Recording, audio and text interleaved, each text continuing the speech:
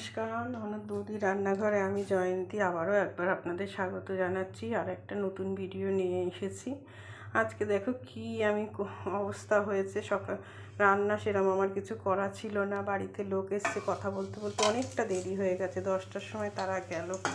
এবার আমি কী করব, ঝটপট করে একটা বুদ্ধি করেছি আর সেইটা করছি, তাই তোমাদের সাথে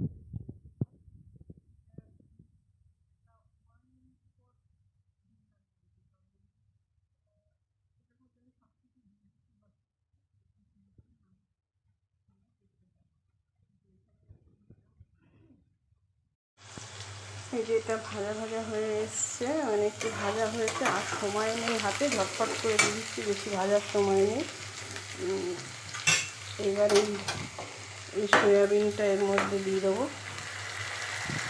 ওটাও ভাজা হবে, তার সাথে সাথে এটাও কষা হবে।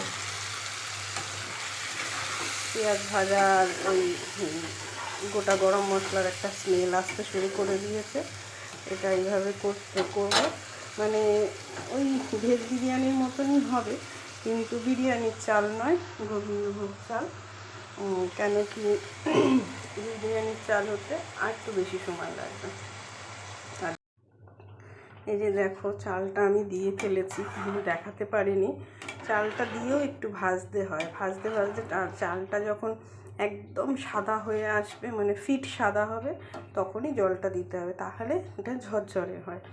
আর আমি দেখাতে পারিনি কারণ একটা ফোন এসে গেছিলো, এই ফোন থেকেই আমি ভিডিও করি, তো একটাই ফোন, তো সেই কারণে দেখাতে পারিনি।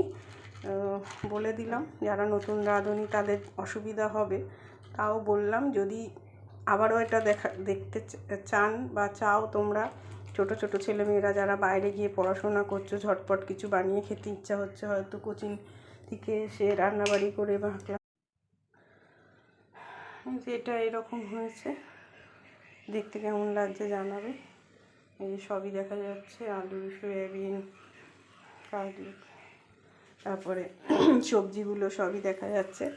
এবার শুধু একটু এর মধ্যে আমি ঘি দেবো। এবার এটা অপশনাল, যে খাবে সে দেবে, যে না খাবে, যার বারণ আছে সে দেবে না। আমি একটু নামমাত্র দিচ্ছি, আমাদেরও খুব একটা চলে না, এখন বয়স হয়েছে, তো এই নামমাত্র দিলাম গন্ধটা ভালো আসার জন্যে। এই হয়েছে ব্যাপার, জিনিসটা এরকম হয়েছে, এরকম ঝরঝরে হয়েছে, এটা এরকম ঝরঝরে।